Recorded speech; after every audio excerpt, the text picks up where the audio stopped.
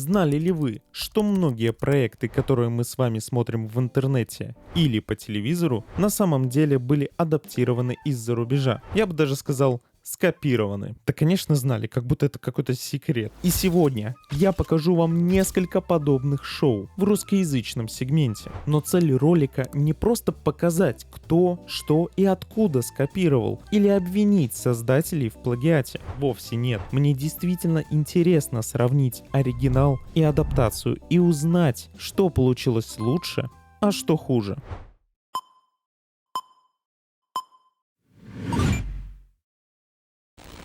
Итак, первое шоу появилось у нас относительно недавно, а вот его зарубежный оригинал выходит аж с 2015 года и снимается до сих пор. Но начнем с российской адаптации. И имя этому проекту «Чердак». Суть шоу заключается в том, что 5 комиков соревнуются друг с другом в разных нелепых конкурсах за общий приз. Задания чем-то напоминают вот эти вот свадебные конкурсы, да? Ну, в целом достаточно прикольное задание. За каждый конкурс участники получают баллы. Кто по итогу выпуска наберет больше всего очков, побеждает и забирает трофеи. Почему трофеи? Давайте тогда поподробнее разберем структуру этого шоу. Сначала идет заставка, которая представляет собой динамичную нарезку кадров, где участники проходят испытания. Далее мы знакомимся с комиками, которые сидят перед зрителями. Выделенного ведущего тут нет.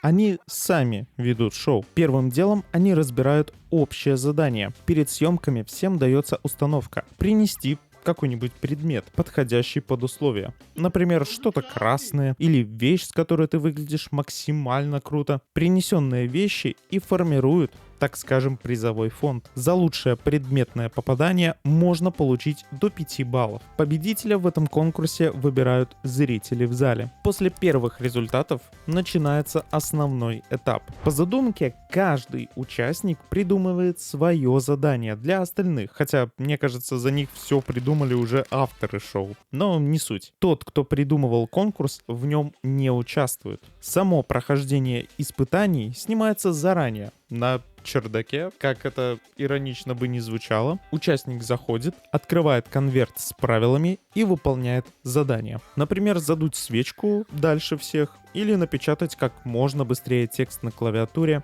без символов. На площадке можно использовать любые находящиеся там предметы, поэтому каждый пытается пройти испытания оригинально, но в рамках правил. На съемках в студии сами комики вместе со зрителями смотрят эти видеозаписи, смеются и комментируют происходящее. И об этом весь проект. В целом шоу смотрится легко, лампово и забавно. Сидишь и сам невольно думаешь, блин, а как бы я прошел это испытание? Никаких дорогих декораций, просто приятный формат со знакомыми лицами. Но формат один в один списан с известного британского шоу Taskmaster. Формат полностью идентичен. Вот прям полностью. Даже заставка снята в похожем стиле. В оригинале такое же количество британских комиков выполняет простые задания с использованием своего уникального ума. В зале также присутствуют зрители и эти 5 комиков, которые смотрят и комментируют параллельно прохождению. По сути, буквально одно и то же, но есть некоторые ключевые отличия. В оригинале есть ведущий,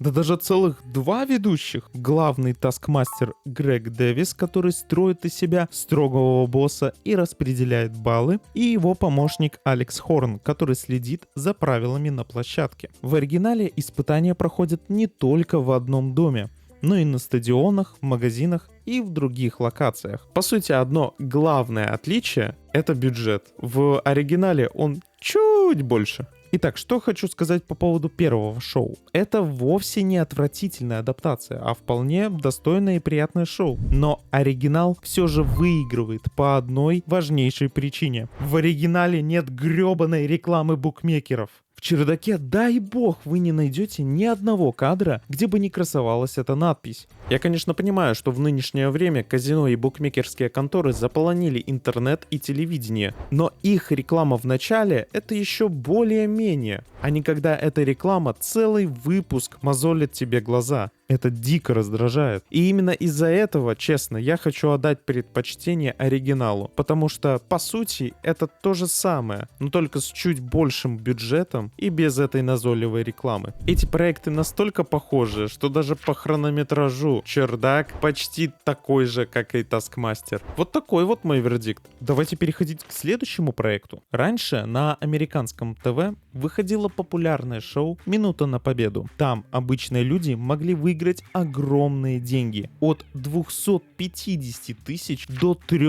миллионов долларов, проходя конкурсы с простыми бытовыми предметами за 60 секунд. По правилам одной из более популярных вариаций проведения шоу участвует пара игроков. Они должны пройти 10 различных испытаний. Каждая успешная игра увеличивает банк, но если задание провалено, выигрыш сгорает. В США это шоу стало культовым именно потому, что после просмотра любой мог взять стаканчики, карандаши или шарики для пинг-понга и повторить все конкурсы дома с семьей. Это была буквально настолка, в которую могли играть кто угодно, любого возраста, и это классно. Со временем формат менялся. Появились так называемые дуэли, где по одному участнику из пары игроков проходили одинаковые задания на скорость. То есть одна пара должна выиграть хотя бы в 4 конкурсах из 7. Задания казались простыми. Например, дунуть на шарик так, чтобы он перелетел из одного стакана в другой, или собрать кучу карандашей одной рукой. Но тикающий над духом таймер заставлял участников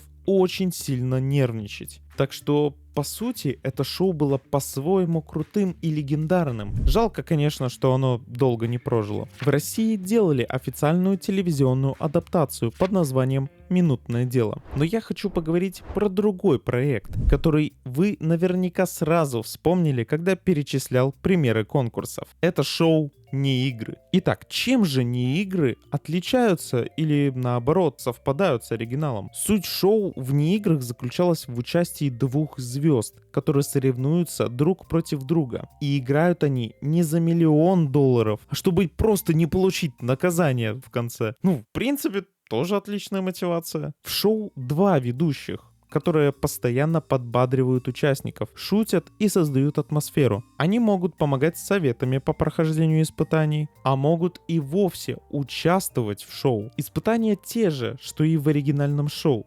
Может быть чуть проще в плане правил, а может быть и вовсе оригинальные конкурсы, которых не было в первоисточнике. Можно ли назвать «Не игры» прямым плагиатом? Моя оценка, что это все-таки разные проекты, хоть идея и схожа. Безусловно, был взят концепт минутных испытаний. Также используется округлая площадка, женский голос для озвучивания правил и отсчета времени. Все это явно было взято из оригинального проекта, но Minute to Win It породила целый жанр конкурсов из разряда «пройди испытание за минуту, используя бытовые предметы». И мне кажется, есть доля вероятности, что создатели «Не игр» скорее всего просто вдохновились именно этой популярной концепцией, а не срисовывали шоу под копирку. Здесь взята только базовая механика 60-секундных испытаний, а оригинальные правила были переработаны под формат дуэли со звездами. И то не за деньги. «Минута для победы» больший акцент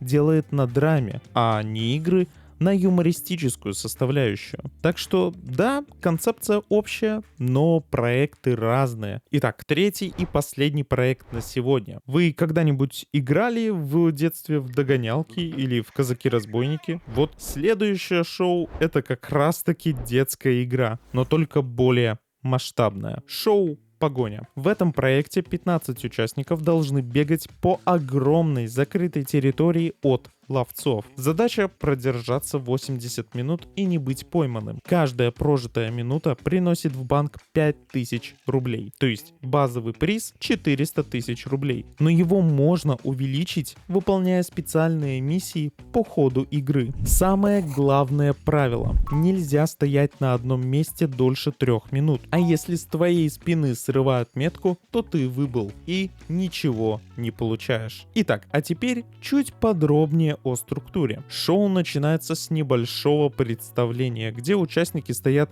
на своих подиумах и перед ними приезжает огромный грузовик. Затем выходит ведущий и общается с участниками, параллельно рассказывая правила проведения всего конкурса. И для усиления шоу грузовик открывается, а там стоят, как на выборы, люди в черных костюмах. Ну и рядом затесался второй ведущий. Затем дается старт, и игроки разбегаются. А через 5 минут из грузовика выпускают костюмированных охотников. Все участники уже разбежались, куда глаза глядят. И чтобы за ними наблюдать, каждому прикреплен свой оператор. Хотя, могли бы поставить уже статичные камеры, потому что, операторы палят своим присутствием местонахождение участников. Типа охотник видит, что камерамен в открытую снимает участника. Чё, не побежать туда, правильно? Ну ладно, это мы опустим. А на самих же участниках есть спецоборудование. Чтобы оставаться на связи с другими участниками и получать своего рода оповещения, у них прикреплен к руке телефон. Ну а что же за задания нужно проходить участникам? Задания в основном простые, типа принести предметы из точки А в точку Б или пройти какую-нибудь головоломку. Бывают миссии с так называемой подставой, в которых участникам предлагается настучать на своих соперников, где они находятся, чтобы получить денежное вознаграждение на свой личный счет. Также бывают типы заданий, такие как временные безопасные зоны, где ловцы тебя не трогают, но определенное время, или же пока ты не накосячишь с заданием. Все эти миссии нацелены на то, чтобы поднять итоговый куш, потому что игроки должны работать командой, но заберет главный приз только тот, кто не был пойман за эти 80 минут. Вот это и само шоу. А теперь перенесемся в Японию, где аналогичный проект под названием Run for Money вышел, внимание, 21 год назад. Но данное шоу выходило не только в 2004 году. И не только в этой стране. В 2008 году аналог вышел в США под названием Chase. Там немного другие правила.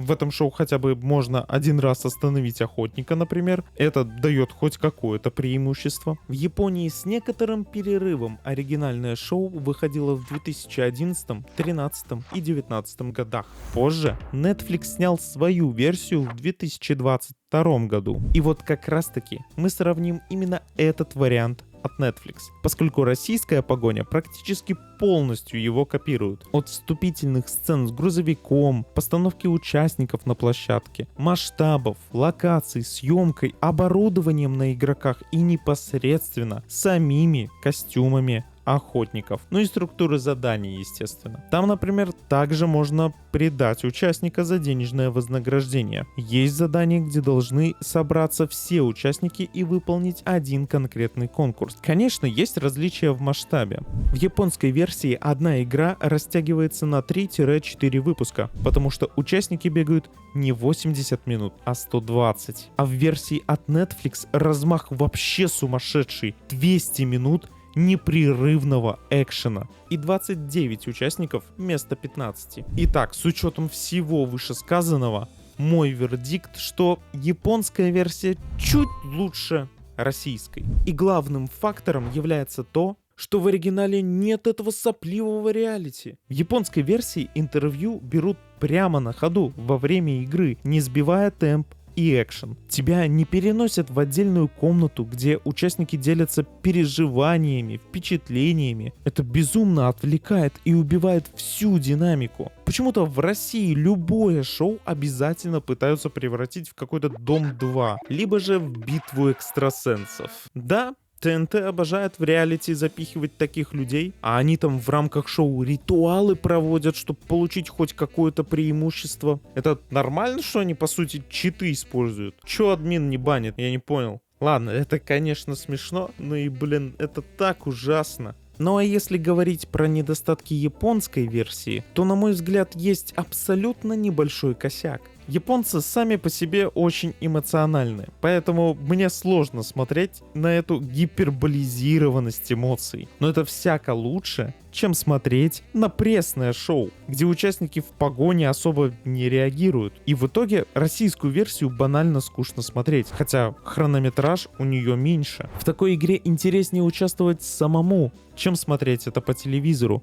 Поэтому да, японская лучше, но тоже звезд с неба не хватает. Ну что ж, давайте будем подводить итоги. Сегодня мы сравнили 3 российских проекта с их зарубежными прародителями. Где-то скопировали подчистую, изменив только декорации, а где-то взяли лишь базовую идею и создали на ее основе совершенно новое шоу, хоть и очень похожее. И подводя итог, скажу, что реально крутых и отвратительных адаптаций еще огромное количество. Поэтому, если вам понравился такой формат и вы хотите продолжения, обязательно напишите об этом в комментариях. И напоследок скажу, что если вы где-то у кого-то что-то копируете, то хотя бы в рамках уважения упоминайте первоисточник.